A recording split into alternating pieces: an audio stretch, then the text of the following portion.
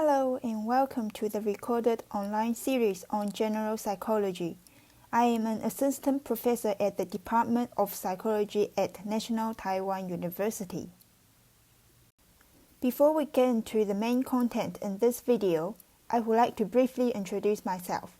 I'm Wang, who is an elder identical twin. I'm proud to be a twin because many psychological studies will need twins to do research. I will use myself as an example in these series to come.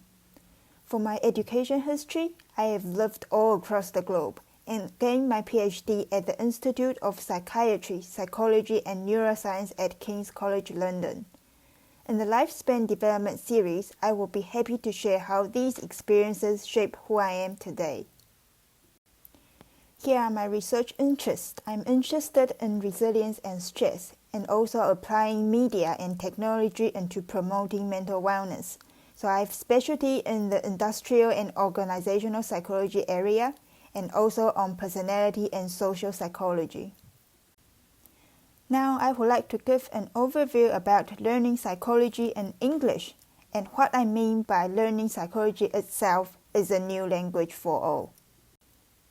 So students commonly ask me, do I need to be good at English to learn psychology well?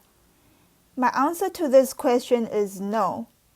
So the language of instruction in general psychology is in English, but I'm here to teach you the language of psychology, which should be new to everyone. So look at the statement below. What does conservation mean in psychology? So now I have included a translated terminology, 保留概念, in Mandarin here, but actually most of my students still don't know what it means. So conservation was a concept brought up by a developmental psychologist called Jean Piaget. So it means that this is the logical thinking ability that allows a person to know that a certain quantity will remain the same, despite we may change the appearance, size, shape of the object. So here, does Ben have more apples than Andy? So some children who haven't mastered this concept will think that Ben may have more slices of apple compared to Andy. Now that I have demonstrated that psychology is a new language for all, I hope it can alleviate some of the stresses of taking psychology in English. So the primary outcome of this course is to understand the historical development of psychology and know what are the common research methods that we use as psychologists. Then the next goal is I hope you can apply some of the concepts to your everyday life and also know what type of psychology, what schools and disciplines of psychology may interest you. And then I hope by engaging some of the activities in class, you may be able to develop critical thinking skills and also be able to cite, use, read academic papers appropriately, which may be useful for your other subjects as well. So the secondary outcome of this course will be more tied to the EMI experience.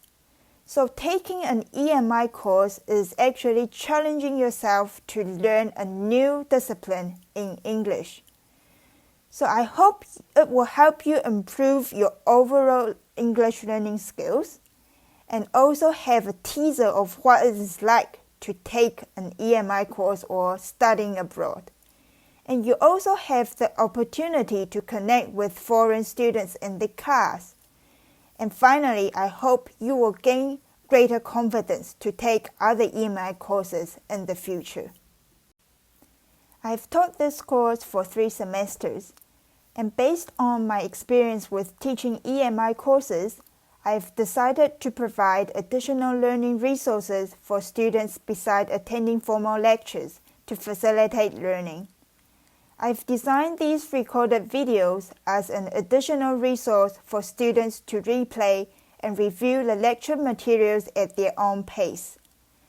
In addition, just like some non-EMI courses that may supplement key terminologies in English, I've decided to provide a translation of the terminologies in Mandarin, which may be helpful if you are considering taking other non-EMI psychology courses in the future. This is the end of the overview video. So in the next one, we will learn about what is science and whether psychology is a science. Here are the copyright information, and I will see you in the next video. Here are the copyright information, and I will see you in the next video.